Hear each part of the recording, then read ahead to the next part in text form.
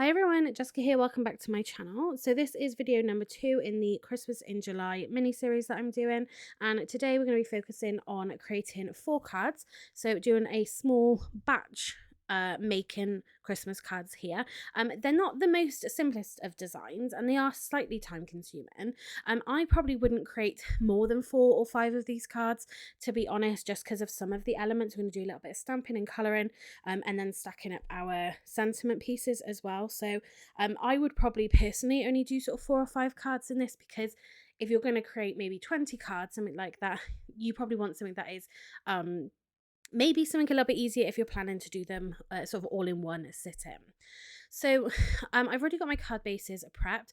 I've got a piece of white cardstock here, and the stamp set that I've pulled this floral from is Festive Florals. This is an old creative stamping stamp set, I believe it is, and I kept it because it's just filled with so many floral little pieces that you can build up bigger images with. You've got some birds and flowers in here as well. And it's just a really great stamp set. And I've picked a slightly bigger floral to go on the front of my card. It's going to go sort of stamped off the edge but into the corner. You can see here I'm just sort of working on sort of the placement before I get started stamping. And the sentiments you can see then that I've already done a little bit of die cutting is from Creative Expressions, and this is the Season's Greetings stylish script die set. Again, I'll try to link it. It's a slightly older product that I picked up. I don't think it was last year, I think it was the year before, but if I can find it, I'll link it in the description box down below with other items. And you'll also find it over on my blog, on my website as well, which again will be linked in the description box. So again, we're going to be doing batch creating here, and the easiest way to do batch creating is to have a bit of an assembly line. So I'm using my Misty here, so every card ends up being the same. They don't have to, because you're not sending the same card multiple times to like one household or one family. So they don't have to be exactly the same, but obviously the upside of using a Misty is I can multiple stamp if I need to, which I have, and then it's just easier. I can literally just swap out my paper, ink up my stamp, and just stamp it straight away. So it does make it really, really easy. So doing it in an assembly line is where you do just one task or one piece of the process over and over again for each of the cards. So again, I cut down my card bases, I cut down all of my white pieces, and then I cut down then I stamped all of my images. So I'm going to show you just the colouring in that I did only on one of them. I'm not going to show you all 4 of them, because again it is exactly the same. I'm using my new Ohuhu, hopefully that's how you say it, markers here, just to colour these in. The flowers, I was kind of attempting to really go with the 3 blends and things like that, and make it really fancy looking, but again, with these kind of designs and then choosing to colour in for more than one card, and certainly for 4 cards, I thought it would be a little bit time consuming. So when I came to do my leaves, I did a much quicker colour in. I literally just coloured the lightest colour for the leaves and just added some line detail, which you'll hopefully see at the end when it's closer, just from the centre of it. I really didn't want to go too fancy, because I didn't want that to be kind of the time consuming parts of this. But again, so I did my stamping, I'm doing my colouring, I'm going to do all of my die cutting. Again, I have done that off camera, just as a little bit of prep. That was a little bit time consuming, because I did choose to stack them together, which you'll see here in a moment. But again, I think if you're creating maybe 4 or 5 of these kind of cards with this type of design, I think it's okay to batch make a design like this. If you're doing like 20 and you want to do it in one sitting, maybe you want to pick like a slightly easier design to go with. So you can see my sentiments here.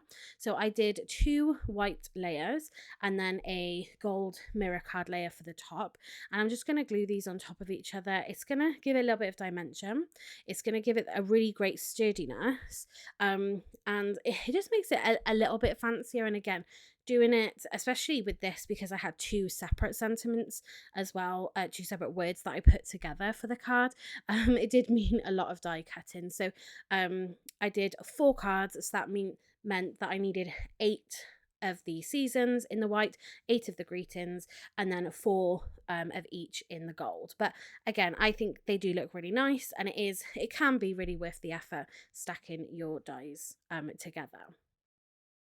So I felt like the background was a little bit plain, even though we had that really nice floral and it's nice and bright and Christmassy. I decided just to take a really simple embossing folder. So this is the Card Making Magic Simply Dots embossing folder. Straight over that design that we coloured in. But it just adds something really subtle to that background.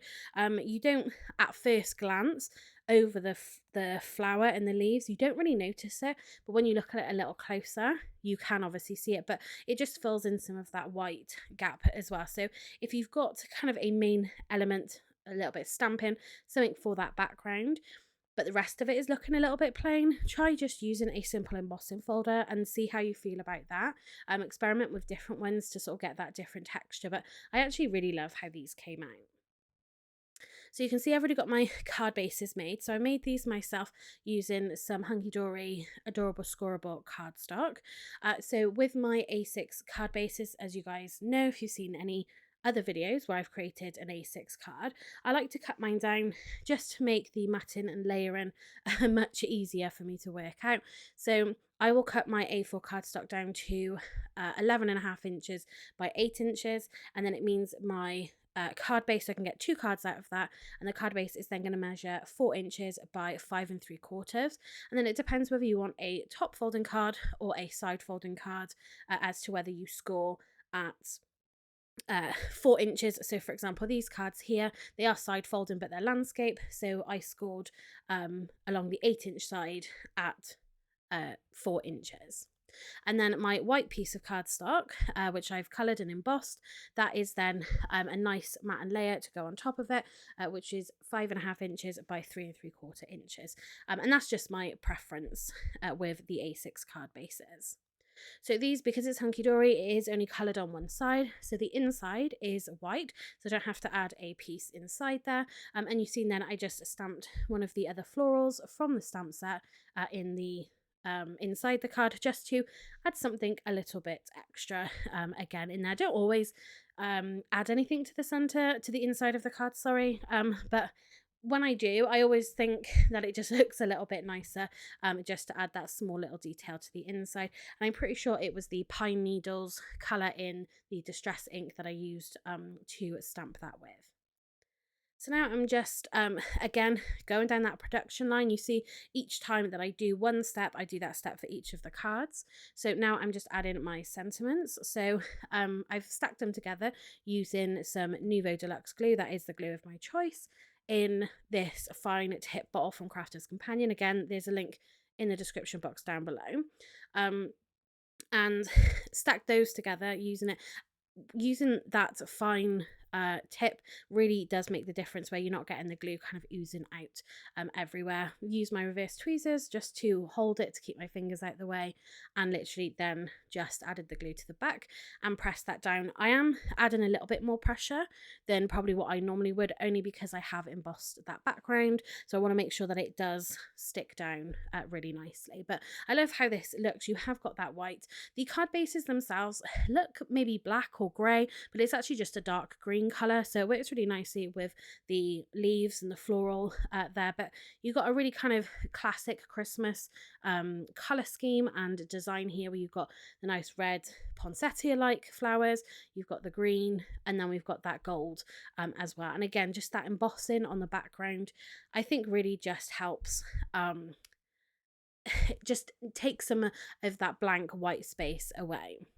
And then I did decide to add some black Nuvo drops to this, because I already had the gold and we've got the black of the outline of the colouring, so I thought the black would work nicely, and I added I think it was maybe 7 in total of the Nuvo drops in sort of various sizes. So that is going to finish these cards. So really quick and simple when you sort of look at the steps and the process. Obviously with the colouring, it does make it a little bit more time consuming. With the die cutting, gluing and stacking of the sentiments, it does make it a little more time consuming. But again, as a nice batch making set of cards. Like I said, doing kind of 4 or 5 of them, I think it does work really nicely. Again, if I was to do 20 in one sitting, maybe I would pick something a little bit simple, but it's nice not to have every single card be one of a kind. You can then yeah, batch create some of your cards, especially if you've got more to make. So that's going to finish these cards for this video. So again, in the last one we did some really cute kind of cards with a lovely little elf. This is for batch creating cards. The next one is going to be kind of alternative designs and colours for a Christmas card. And then I have got another one after that as well. So do join me in the next one to see my kind of alternative Christmas cards and colour scheme. That'll be next Saturday. So if you're not subscribed, hit that subscribe button and the notification bell so you don't miss when I upload those videos. And then I do have a fun kind of Christmas planner folio project to share as well. So if you do like these cards and you want to help to support my channel, then give this video a thumbs up as well. That would be greatly appreciated. So that's going to be it for today's video. Thanks very much for watching and happy crafting.